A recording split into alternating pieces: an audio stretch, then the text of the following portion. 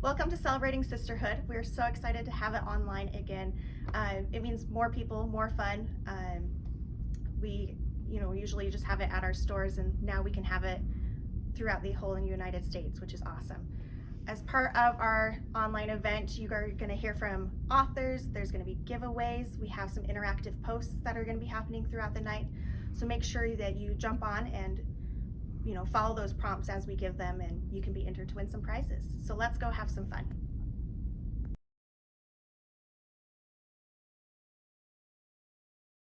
Welcome to Celebrating Sisterhood. We are so glad you have joined us this evening, and we are excited to have a few minutes to talk about sisters that we want to celebrate. Absolutely. Some from the past, some from the current. Exactly. I don't think that's the right The current. I like it though, past and current. Do you want to share one of your sisters that you want to celebrate? Yeah, I wanted to. If we're going into the past, one of them, this year we're studying Doctrine and Covenants, and so as I was going through and writing a book about you wrote a book that goes with Come Follow Me. Oh, here it is.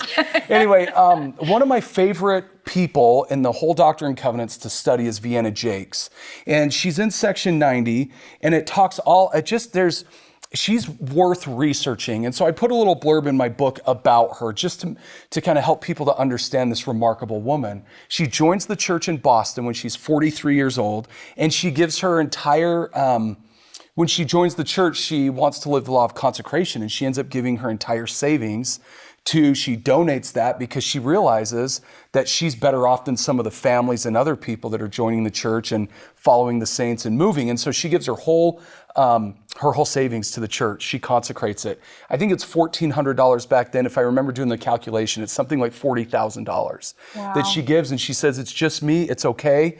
I'll take care of myself, and really helps other people. She ends up moving to Salt Lake. She lives to be 96 years old. And the reason I have my book open is I wanted to read a quote from her obituary. It had this tribute in there, and it's really short, but it says a lot. It says, she was true to her covenants and esteemed the restoration of the gospel as a priceless treasure. And at 96 years old, you have evidence after evidence after evidence of her proving that she really did view the gospel as a priceless treasure. She was so good at giving and helping and establishing the church in Salt Lake. And anyway, so Vienna Jakes is one of my all-time favorites, and she gets just a little shout out in section 90. Which there are not a lot of women mentioned by name. She's one of two. Emma's the other one. Right. Mm-hmm. So I appreciate that you gave us a little more deep dive into her and the idea that she kept her covenants and they kept her all the way through her life, right? Yeah. Okay, so my shout out is for the mother of Alma, not in the Book of Mormon. So if you know the story of Ahmanvel, Amanda Barnes, I believe is her middle name, or maiden name Smith. Mm-hmm. And you may be more familiar with the story than the names involved, but it's the story of the attack on Ahmanvel, and her young son has his hip completely blown away. And in faith, like I can barely, anytime I think of the story, I get emotional about her faith and how she creates, I don't think I'm going to say the word right, poultice? Something like, I don't know. It's like a mixture of, she took bark and all of these things. She pleaded with God and she needed help. And it came into her mind and her heart to create this mixture that she was told through the Spirit to pack his hip and keep him still. And the miraculous story of healing that comes from that, and his not having any like lingering effects of that, to me is such a powerful example of the faith of women and the stewardship we have within our homes and in our families to use our faith to bless and protect our children. And so I want to do a shout out for Amanda. That story always blows me away. And I just think it's just to have the courage to do something that, I mean, it's a courageous thing to just even be like, okay, I'll try this and see. This is what I've got. And how often do we wake up every day and we're like, God, this is all the time we have or all the resources we have. Help consecrate it for the good of our family. And she's such an example to me of really expressing her faith in such a bold way. Yeah, I really appreciate that. Another shout out, let's do a current. Okay, a current. A current, a past and a current. I know, but the list is very long. Well, and I just think maybe for this specifically, I want to talk just briefly about my mom. Okay. My mom, and as I think about this, as all of us, we have our different wrestles with different things, but one thing that my mom was always really good at is she was always there. She showed up for me in my life. She came to all my sporting events. She drove us to the practice and all that stuff that a lot of people have experienced. But one thing that made all the difference for me in this context, in my faith, is when I was a senior in high school. I think I've told the story on Real Talk, but I never had read the Book of Mormon like for myself. And so I thought, I always wanted to serve a mission, and I was like, I should probably read it. And so I went to my mom, I'm like, can you help me? And we came up with every night at 9 p.m. in my parents' room, I would sit down and read, and almost every night she was there with me. And we used to laugh because we would read stuff and I'm like, I have no idea what this is talking about. And we would get each other laughing. We had so much fun, and I associate such positive feelings with scripture study, because even though we didn't learn a ton, it's where the testimony of the Book of Mormon was rooted in me. And so anyway, my mom facilitated that. And so not only did she show up in a lot of other places, but I really needed her then, and she really made a big difference. So thanks, Mom. Love you. And I love that you shared, you didn't get a lot of takeaways from reading honestly, it. we still laugh at this day. We're like, did we learn anything? Oh, I don't learn anything. That's Real Talk. That's Real Talk. So my shout outs for my mom as well. She's a huge Real Talk fan. She's a huge Scott Sorensen fan. Huge. Thank you. Mom is obsessed with you.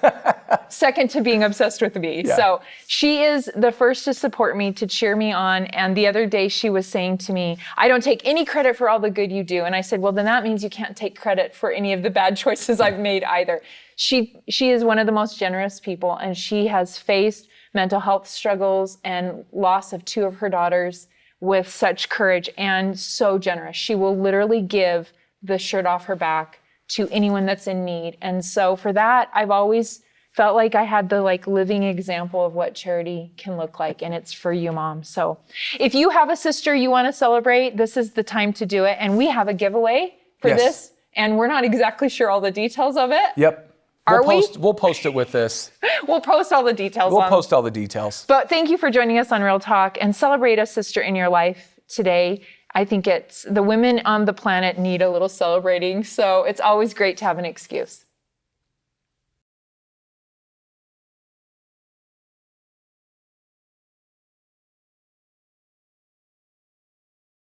My name is Anika Walker, and I am an author of historical romance. I am so excited to join you tonight in celebrating sisterhood and to chat with you about my new book, Refining the Debutante. It's a story that was inspired by the prodigal son, and it's set in 1816 England during the famed Year Without a Summer, a time where there was widespread hunger and famine and riots. Miranda is a really fun character who had no reason to care about the hardships around her, until she fell from society to a servant in her uncle's home. This unlikely setting for a romance portrays how love and hope are crucial to getting through difficult times. Miranda didn't think she was a very strong woman. Just like many of us probably wonder what we have to offer to the world. There are so many women I admire who are searching for ways to bring light to others, and one of those women is my mother. She finished her education while she had young children at home and received a college degree, and then went on to have 12 children. She didn't have 12 children because we were all angels, but because of personal revelation she received. And then she had to try to balance that while working outside the home. She's a head librarian in Shelley, Idaho, where she instills the love of reading to people every day. She often comes home exhausted and doesn't have a lot of time for herself. But still, she continues to search for ways to help those in her community through the library, and to strengthen her friendships in the neighborhood, and to reach out to her family. As a mom of 5, I'm in awe of how much she does. But she would tell you that they're just small things. But we know that by small things, God brings about his work on the earth.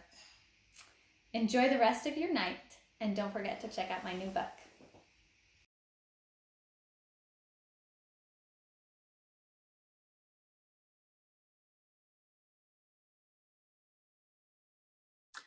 Hi, I'm Tracy Hunter Abramson. Since we're celebrating sisterhood right now, I wanted to share a story about one of my sisters. I have been blessed to have many women in my life who have become sisters through different circumstances. My sister through birth, my sisters through marriage, my sisters in the gospel, and my sisters through friendship. Rebecca Cummings is one of my heroes. She first became my sister when I married into the Abramson family.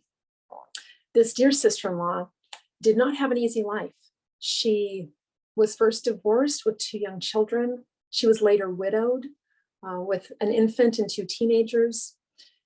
She was simply an example of how to step beyond her meager circumstances and share the gifts the Lord blessed her with. For many years, she patiently helped transform me from storyteller to writer, even during her decade-long battle with cancer. I truly owe my writing success to those humble beginnings of me sitting on Rebecca's couch while she patiently explained away all of the red ink on my many pages that she was reading for me. Ironically, the first book I ever wrote under her guidance is now, after more than 25 years, coming out this year. Or rather, the first part of it is. That first novel, like I said, I was a storyteller, not a novelist or a writer yet. And so what was one novel is now grown into, it will be 2 novels and a couple of novellas. But the first novella, Dancing to Freedom, comes out at the end of April, and then An Unlikely Pair, the first novel, will come out in June. In a letter Rebecca wrote to me near the end of her life, she said, "When you came into our family, I was delighted for Jonathan," that's my husband, "but not at all sure for myself. You were so different from me. You were athletic, outgoing, not afraid to speak your mind. I was so shy and bookish and sure that you would think I wasn't worthy of any attention." And she was so worthy of my attention and the attention of anyone else who had the privilege to know her. She didn't worry about things. She cared about kindness. She never recognized in herself how much others people admired her, all of those valiant efforts in overcoming the hardships she was tasked with in this life, and of how she was always so willing to share her talents with others. When she wasn't helping me write a book, she was crocheting socks for other cancer patients or sewing Halloween costumes for not just for her kids, but for my kids too, and honestly, anyone who asked her. She was also the kind of mother who shared her love of service with her children, but also her love of reading, which of course is very, very important. We all have those unique talents and special gifts that we've been blessed with, though it can be a challenge sometimes to share them during these times like COVID and being isolated from one another. We're smart, we're creative, and we can do it. We all can find those ways to share our talents with others. But Rebecca's letter continues, and she said, maybe our differences, once we accepted them in each other, are what have helped us become so much more than we were. I hope all of us can open our minds and our hearts to develop those wonderful friendships that will enrich our lives to become more than who we can become by ourselves. And also, if you are looking for friends or simply a fun place to hang out, please join me in my Facebook group. We are having a lot of fun. It's called Tracy's Friends, and it's Tracy with an I. We also have a giveaway contest going over there right now, along with a fun copy that cover contest. So I hope I can see you there, and I hope you have a wonderful time celebrating sisters.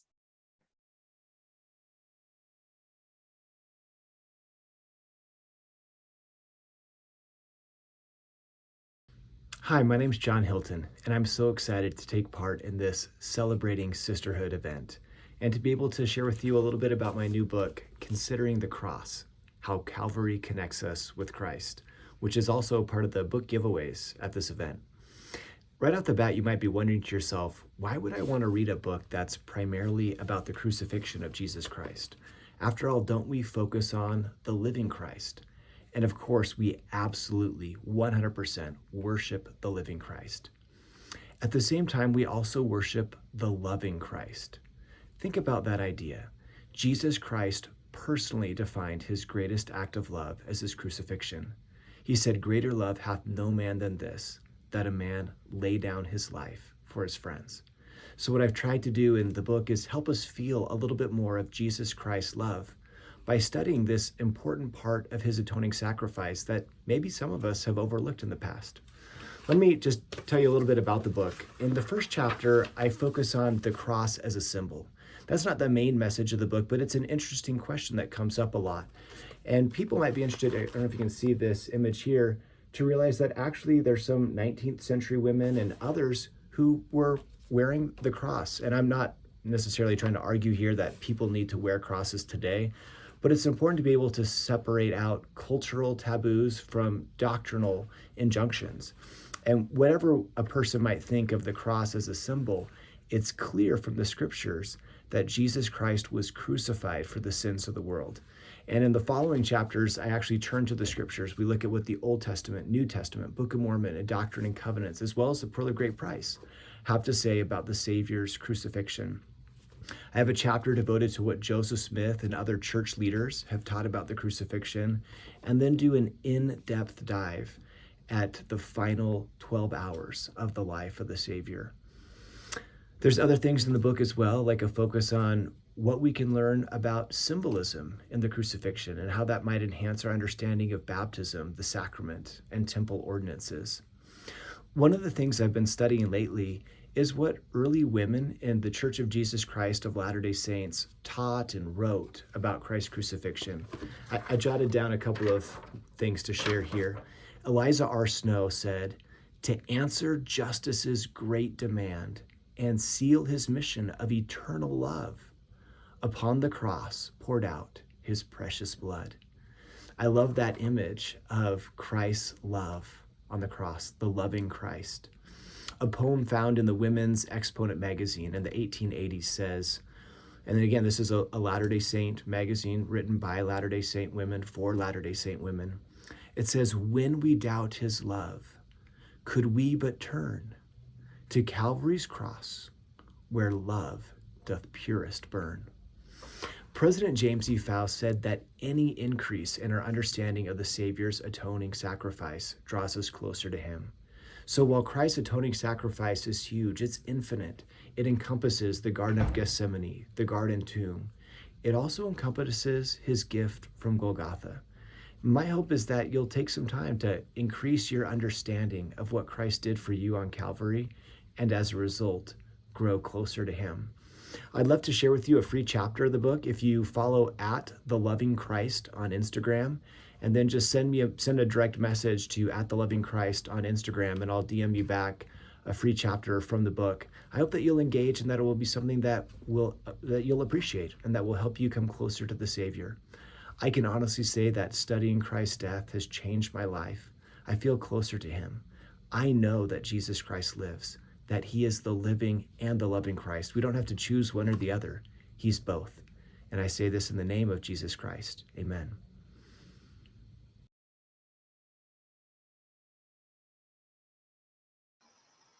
Hi, everyone. My name is Heather B. Moore.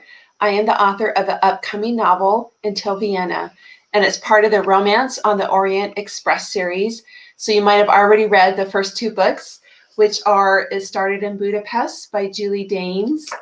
The second one is Wrong Train to Paris by Jennifer Moore. And my book, Until Vienna, I only have this picture of it because I gave away the ARC already that I had.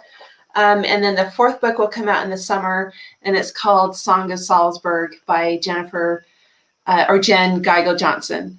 Anyway, I'd love to tell you more about Gigi Ballard, who is the main character in Until Vienna. And she also has an Aunt Rowena that she goes on an art tour through the Orient Express. And so it becomes kind of this fun adventure of visiting art museums across Europe.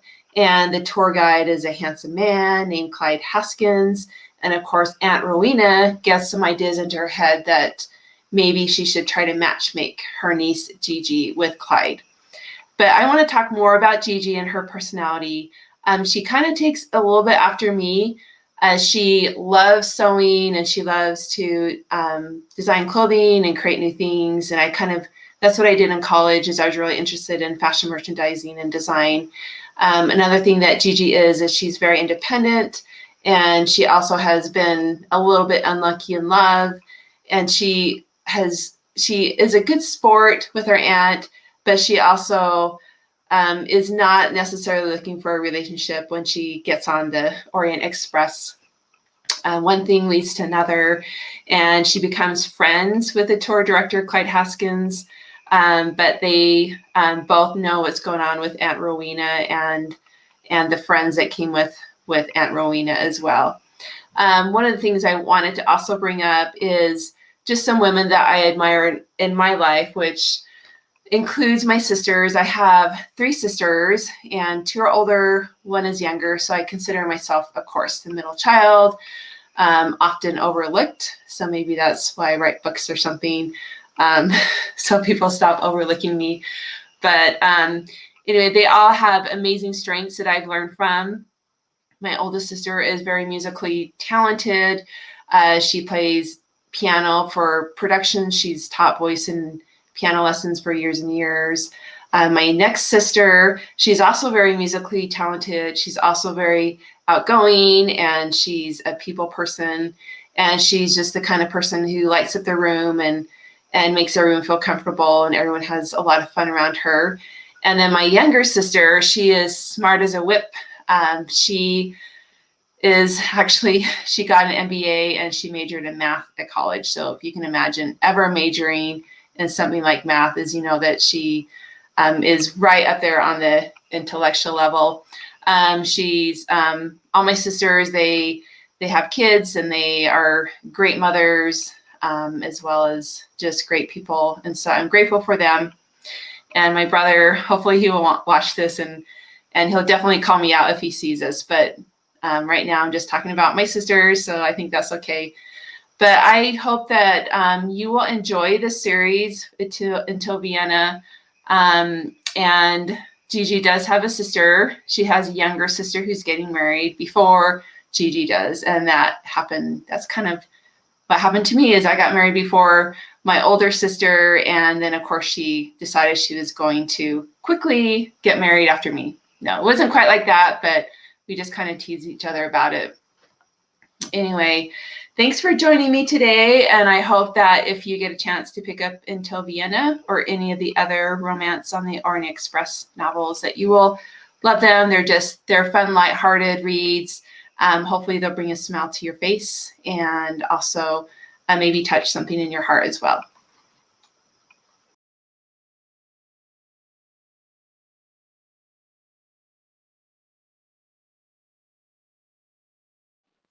Hi, everybody. I'm Paige Edwards. I'm super excited to be here with you today for Celebrating Sisterhood.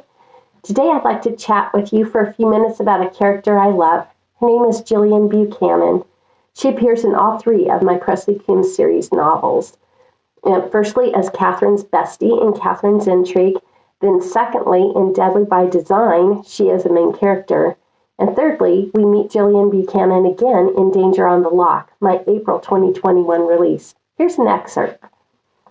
James pulled out his cell phone and started to text Catherine. As he typed, a classic green Jaguar shot across 2 lanes of traffic and angled nose first toward the curb beside him, successfully blocking 2 lanes. A horn blasted and a cab screeched to a halt behind her. With apparent unconcern, Jillian popped the Jag's trunk and came around the hood to greet him, a huge smile on her pretty face.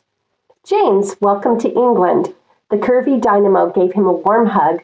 She was like an electric current of good cheer wrapped in stylish business attire. Jillian is half Scots and has spent her life with 1 foot planted firmly on each side of the pond. She's vivacious, she's fun-loving, she's also stubborn, and no easy pushover. Remember, she's half Scots. And despite her smiles and effervescent personality, she has known deep heartache in her lifetime. When Deadly by Design begins, Jillian is in the last semester of her master's program at the University of Edinburgh, and despite her outgoing personality, she harbors a few secrets, even from her bestie, Catherine. The first one is she's fallen in love with Catherine's older brother, Jack, who is as girl stupid as they come. And of course, Jillian, being Jillian, couldn't fall in love with him anywhere normal. She fell in love with him at his mother's funeral. And she fell in love with him. Oh, she's just waited and waited and waited for the past 2 years. She's done everything but stand on her head to get Jack's attention. She's almost ready to give up on this romance challenged guy when the story begins. So her other secret goes much, much deeper. When a terrible tragedy strikes, Jillian is given sole custody of her traumatized 7-year-old niece, Thierry. And despite the odds stacked against Jillian, she is determined she is going to keep and raise this child. As Jillian takes over Terry's physical well-being, we experience some emotions that most women experience as a parent, and fathers too. The mama bear erupts in her for the first time, a self-doubting in her ability as a parent to parent properly, and a tender love she bears for this little girl are all things parents experience when a new child enters their home. Then, during the week of her best friend's wedding, Jillian's big secret is exposed and causes major issues between her and Jack's relationship. What I love about Jillian is her resiliency. Despite her trials, her faith is strong and it sees her through her difficulties. It also allows her to have the strength and fortitude to forgive. To find out what happens to her and the other characters in this story, you'll need to read Deadly by Design. Anyways, I love connecting with all my readers, so come find me on my Facebook page at author Paige Edwards to enter the giveaway I'm hosting for Danger on the Lock. It's the third book in the Presley Kim series, and it comes out the first week of April. I hope to see you. Have a great weekend.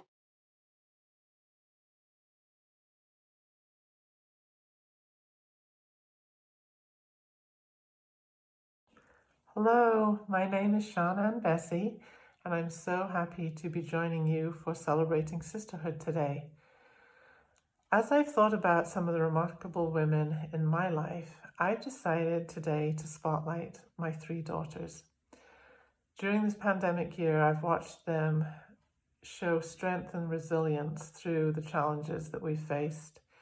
They're each in different stages of their lives. My oldest daughter, Laura, is a young mother, and I've watched as she's shown patience and love with her children, as she's helped them to navigate online learning and dealing with changes in their schooling and their social lives and their activities. She's also taught them to be considerate of others, particularly with wearing their masks in public and the importance of watching out for one another. My middle daughter, Anna, is newly married, and she has gone through the change of having to start working from home. I've watched her be flexible and dependable in getting her work done, even though she's no longer able to go into the office. She's also currently finishing up her master's degree, and I've seen her show so much determination to get through her challenging classes and also to budget her time so that she can juggle her work and her schooling and her new married life. My youngest daughter, Elizabeth, is currently a college student, and as with most college students, her college experience this year has not been what she had anticipated it would be. And yet I've seen her look for the silver lining. I've seen her positive attitude lift those with whom she associates. She's become closer to her roommates and with her friends and family members who are attending school with her. I'm sometimes asked whether I pattern characters in my books after people that I know. And as I've thought about my 3 girls for doing this segment, I've realized that Jane Hadford, who is the main character in my newest book, An Uncommon Earl, is a combination of my 3 girls. Jane has experienced tragedy in her past, and yet she has the type of personality that focuses on being considerate of others. She really cares. She also shows huge determination to overcome her challenges, and she uses her positive attitude to lift the lives of others. I hope that if and when you read An Uncommon Earl, that you come to love the character of Jane Hadford as much as I do, and that her positive influence will be a blessing to you and will lift you. I am grateful for the good people, the good women in my lives, for their light and for their example. I'm grateful for each of you.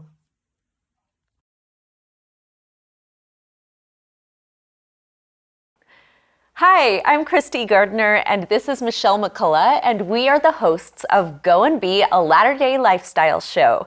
We hope that you are enjoying celebrating sisterhood and all of the activities and events today.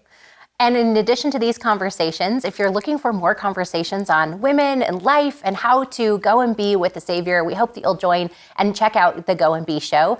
If you want to follow us on your favorite social media channel, we're at Go and Be Show. But today we wanted to share just a little thought with you about what sisterhood really means to us. We have been lucky to be surrounded by circles of women. And if you think about your own womanhood, your womanhood stands on the shoulders of so many women around you. I think of my mother, my grandmother. I think of the generations that came before, but I also think of the women in my life who've been willing to step up and be a friend to me. I agree. I think that my friends are such treasured just gems that I have in my life, and I wouldn't have been able to survive many of the events of the last year or even just the things that are happening each and every day without great friends. So one of the things that I think about every day is almost akin to my ministering, but when I wake up in the morning, I ask what friends need my help the most. And so I'll just shoot off a quick text or idea, and I have a reminder that pops up on my phone that says, hey, 1 minute thought. And so I think about a person that I love, that I want to take care of, and I just shoot them a quick text so that we can stay connected in this very weird and disconnected world. And texting is just one thing that works for us, but we'd love to hear some of the things that you do. What are some of the ways that you connect with the women in your life that you love and care about? And we hope that you'll share some of those comments and ideas on this platform and also others. I think that women who are in the busyness of life and in the middle of being a woman sometimes have a hard time reaching outside of themselves to remember that we have a responsibility to show up as a sister to other people in our lives. So something that has really helped me is to look for someone around me that I can mentor and look for someone around me that I can be mentored by. I think of my neighbor, Connie. Connie has many more years behind her than I do, but she is one of my dearest friends in the whole world. Every time I see her, she lights up my life. During the pandemic, we have this poetry group, Connie and I have a poetry group. And during the pandemic, we had to stop our poetry group, and one day she came over and stood and we read poetry to each other from a distance, and I sat on the grass and she was on the road, and we yelled poetry to each other. And when I think of that, that is what it is to celebrate sisterhood to me. She knew I needed her in that moment, and she showed up with exactly what I needed. What do the people around you need, and how can you show up in that way? And how can you allow people to show up for you? I need somebody to throw me chocolate chip cookies. Like, I can do that. Michelle, I can do it. It's either soda or chocolate chip cookies. I mean, I love that you have poetry, but if you love me, you're going to bring me cookies. No, but that's the beauty of it, right? We all have different things that we need. We have different things that we can contribute. And there is beauty in having different women in our lives that love different things and that connect in different ways, and that all together we can say, isn't it an amazing thing that in the tapestry of the human existence, that Heavenly Father felt like he needed some of you and some of me and some of you, and we all have different ways that we're connecting with each other that are just beautiful and lovely in our differences, but also in the ways that we have common ground. Yeah. It gets so tempting in this world and politically and with everything going on to separate ourselves and to put ourselves in silos. Like, I am this kind of a woman and I want to surround myself with all of this kind of a woman. What if we took those silos down and recognized that our circle is more amazing with women who think differently than we do, women who act differently than we do, women with different ideas, opinions, skin colors, thought processes? If we can look at all of the women around us as vital and needed, how much will our circles expand? I love thinking about that. I think that's so great too. And I think that one of the best things that I did was reach out and find people that think exactly opposite of me. And even in those moments where it felt like that we were almost even butting heads, to say, tell me more, help me understand. I want to know you. Tell me what's happened in your life. And what a gift that is to allow people to have their opinions and thoughts in a place that feels safe. And I crave those instances where people are like, I see you, I know you, and I love you just the way you are. Yeah. I love Chieko Kazaki's quote where she talks about there's not one right way to be a woman as long as we are stitched together and as long as we are trying to keep our covenants and move forward on the path. And I just think all the different women in my life are so beautiful and create such a beautiful experience for me. I love that too. I just want to close really quickly by telling you about an experience that I had a couple weeks ago. I was headed into volleyball and I saw a mom who I didn't know come out with her daughter, and she told her daughter that she was having a really stressful day and that she was having a ton of anxiety. And in that moment, I saw her as a mom and a woman, and as she was a complete stranger to me, but God had planted her in my path for us to look at each other in the eye and smile. And I could just see her and love her with my eyes in that moment. And so sometimes we think about the sisterhoods that we already have, but I also think that we have been given eyes to see the women that are crossing our paths, that we have the opportunity to link arms with, to love and to share and to cheer on in this big, brave and scary kind of world. It is brave to expand. Absolutely. Yeah. Well, we are so thrilled to be part of Celebrating Sisterhood, and we have so many other conversations, including an episode about sisterhood coming up on Go and Be. So we hope that you will participate in the Celebrating Sisterhood giveaway that is happening. There is a big giveaway going on with so many different prizes, but we're also doing a giveaway on the Go and Be Show Instagram page. So if you go to Go and Be Show on Instagram, we're giving away some of Kristie's books. I'm so excited. We're giving away some Sweet Salt clothing. We're giving away a few other surprises as well. So we hope that you'll continue on in this conversation, enjoy the rest of Celebrating Sisterhood, and keep the conversation going with us here at Go and Be. Go into the world and be a woman who expands your circle of sisters. Go and be amazing in your own gifts, talents, and abilities. Just go and be.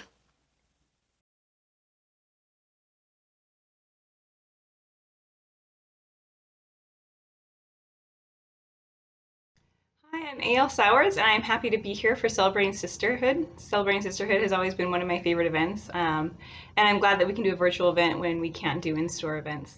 I'm also excited that I get to talk to you about my new book, Of Sword and Shadow, specifically a strong woman in that book.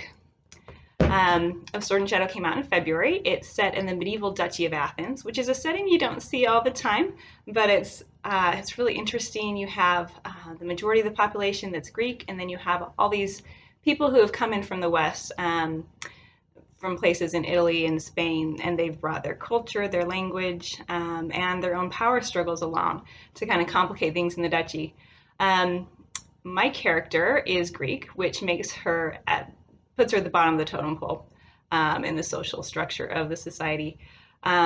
She's also a slave, and that makes it even worse for her. She doesn't have a name. She was purchased when she was a toddler by the best thief in all of Thebes, and he hasn't taught her much about love. He hasn't bothered to name her. He just calls her Mouse or Girl. But he did teach her everything he knew about his talents, his skills. So she's a good thief. She's good at gathering information, and she can act when she needs to. Since she doesn't have her own identity, she will take the identities of women from history for her jobs, kind of depending on what the job is and what attributes she wants. She'll be Theodora or Irene or Anna or Eudocia. So she uses several names throughout the book. Also in the book, she runs into a dreamy Basque mercenary, ends up saving his life in one instance after he's poisoned. And she does this even though she knows it's dangerous to interfere with a murder plot, because she has enough enemies without creating new ones.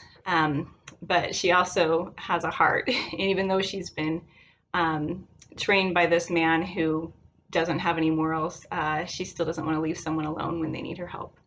So she helps him. Eventually, she is introduced to Christianity, and she's pulled into this plot to overthrow the local government. I don't want to talk about that too much because I don't want to spoil anything, but her skills, her abilities, her brain, they end up being key to this plan. It's a lot of fun to write this book because I love history. I took an event in history that's not all that detailed in the documentation, and I kind of filled in the details. I wove in some fictional characters with the real characters and created this story. The result is an adventure. You also have a love story. You learn a little bit about history, and you get to follow this character on her journey to learn more about love and faith and freedom. It's not easy to define beyond historical fiction, but it's kind of got something for everyone. Now, the best part about celebrating sisterhood, or one of the best parts, probably the sales and the giveaways. And we do have a giveaway going on today. You can enter to win a signed paperback copy of Sword and Shadow. Just hop over to my Instagram or Facebook pages. You can enter on either of those or both of those. My Instagram is a.l.sowers. Facebook is the same, A.L. Sowers. Search for it and it should pop up. Thanks so much for letting me be here. Good luck with the giveaway and happy reading.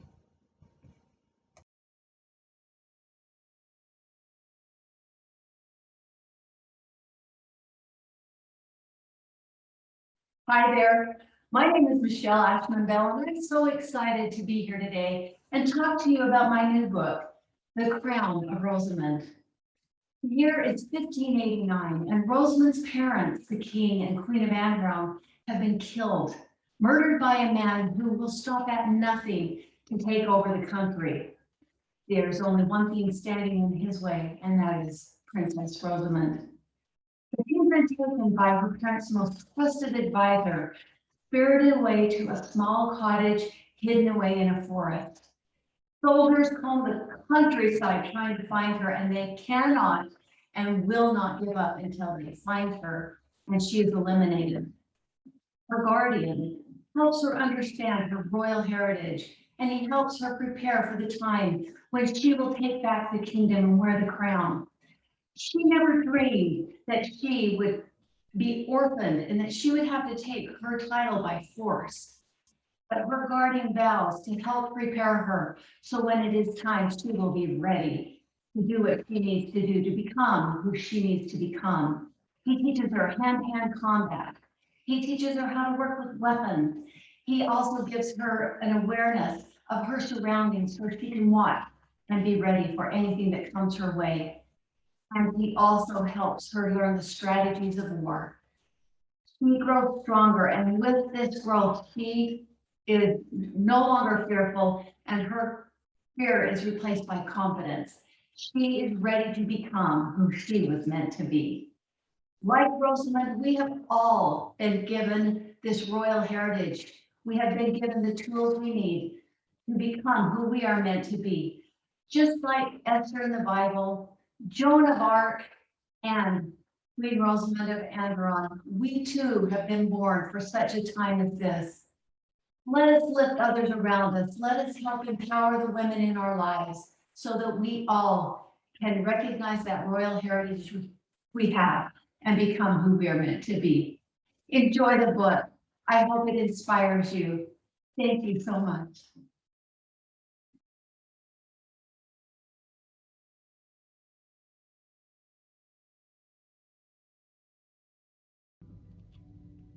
Hello, my name is Paige Swenson, and I am the fashion stylist for Sweet Salt Clothing. And I'm so excited about celebrating sisterhood. I wanted to just share a few thoughts and ideas about Sweet Salt. Are you shopping at Sweet Salt Clothing? We want to encourage you to, because we've got some really great stuff right now. We just are slowly launching our spring collection, so all new dresses and skirts. We also have a summer collection that's going to be launching soon.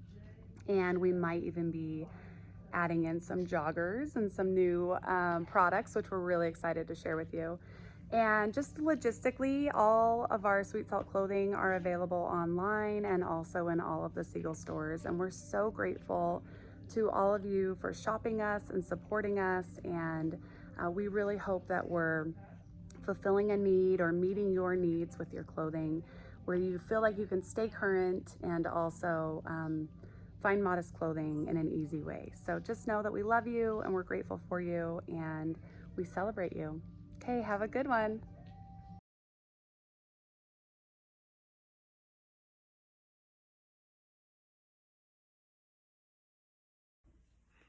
Hello everyone at Wholesome Romance. I'm excited to be here and be a part of the Celebrating Sisterhood. Hopefully next year we can do it in person and do some signings. But today I wanted to talk a teeny bit about sisters in my life that have made a huge difference to me.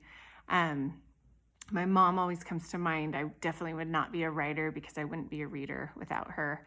And since I've become a writer, the authors that surround me, so many of them are friends that are women and have taken on this new challenge of writing books. And it's really hard, actually. So to manage that and everything else they have going in their lives, they're such inspirations to me. So I'm really grateful to have amazing examples in my life of women who are strong, who are loving, who choose the better part. And I'm grateful to be a part of this today. I'm going to talk just a little bit about my Proper Scandals series. Because of celebrating sisterhood, we're going to have a sale on the first 2 books in the series, which is A Proper Scandal, the first book, A Proper Charade, the second one, and then coming out in May, so it's not quite out yet, is A Proper Scoundrel, but we will be giving away some advance copies today. So go to my page, my Facebook author page, and I will be running a giveaway there, as well as there will be a part of the big giveaway, there will be one given away there too. So I'm excited for A Proper Scoundrel to come out. There's also a strong woman in this book because Lord Bryant needed a strong woman. So I'm excited for everyone to read that. And have a wonderful day. And I can't wait to see who wins.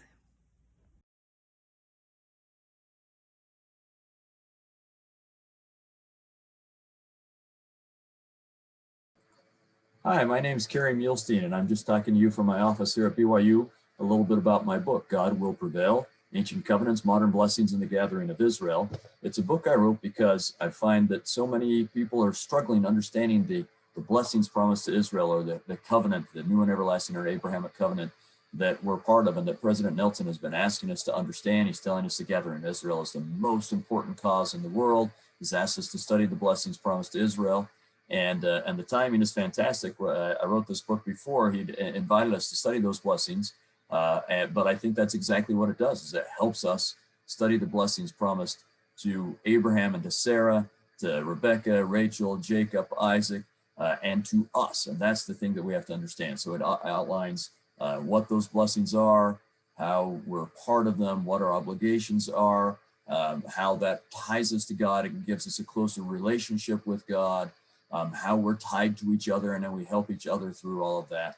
And I find that from what I've heard from people, that it's really helping them do what President Nelson has asked them to do on what they've always wanted to do, which is understand their covenants better. It helps you understand your baptismal and your temple covenants better and fit it into the larger story and the larger history. So much of this, it begins really with Adam and Eve. Well, it begins with our Father and his Son, Jesus Christ, but then with Adam and Eve, and it passes down to Abraham and Sarah. And maybe I'd like to talk a minute about that. I'm even just going to hold up a painting I took off my wall here in my office. I hope, let's see here. I hope that they don't get mad at me for taking this painting down, but this is supposed to be a painting. Let's see here, kind of getting a little glare. There we go. This is a painting by Stuart Heimdall, and it's of Abraham when he talks to Sarah to let them know that they're going to go into Egypt and that she will need to tell Pharaoh that she is his sister, which is true. She is his half sister, but of course she's also his wife. And I think we sometimes don't think about the importance of this story, because when Abraham tells Sarah that, what's implied is you're doing this so that Pharaoh doesn't kill me because he's going to want to marry you. So what's implied is he will marry you. And you will have to leave behind me, Abraham, family, friends. They had a large group that they had been part of. They're going to have to leave all of that behind. And instead, she's going to be part of Pharaoh's harem. And that's all implied. And Sarah agrees to that. And so long before Abraham makes the Abrahamic sacrifice that we talk about, where he's willing to give up even his son, Sarah makes an Abrahamic sacrifice by being willing to do what God asked her to do, even though it means giving up everything she knows, everyone she knows, everything she loves. She's willing to give it all up because that's what God asked of her. And that's why this covenant will be made. We call it the Abrahamic covenant, but it's why this covenant will be made with Abraham and Sarah, and why it's going to go through Sarah's child, Isaac. and Isaac and Rebecca's child, Jacob, because in each case, Jacob is another one who I think Rebecca and Jacob both demonstrate a willingness to make an Abrahamic sacrifice. But the first one it starts with is Sarah, who inspires me in that way. It's why I've got this painting in my office, because I am inspired by Sarah, and I think in many ways this all begins with her. And we should be grateful to be descendants of Sarah, and hopefully we've inherited some of her characteristics, and that will make it so that we will let God prevail in our lives, and then that makes it so that God prevails not only in our lives, but then he helps us to prevail when we're willing to make the same kind of sacrifice that great-great-grandma Sarah did.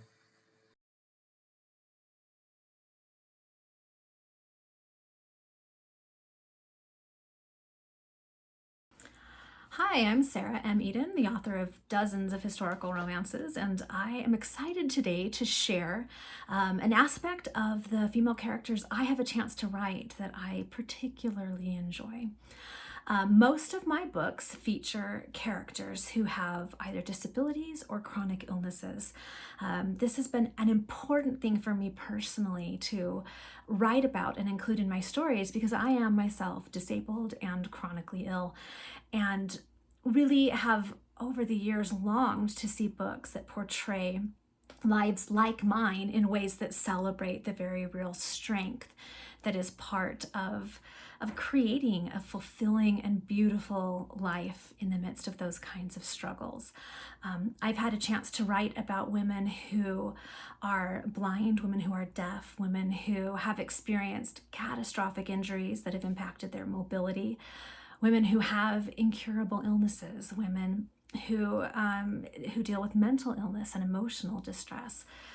It's been a joyous thing to be able to tell stories like this, stories in which these characters are loved and worthy of love and finding beauty and joy and fulfillment in their lives, not in spite of having these struggles, but utilizing the strength they develop in building lives that include them.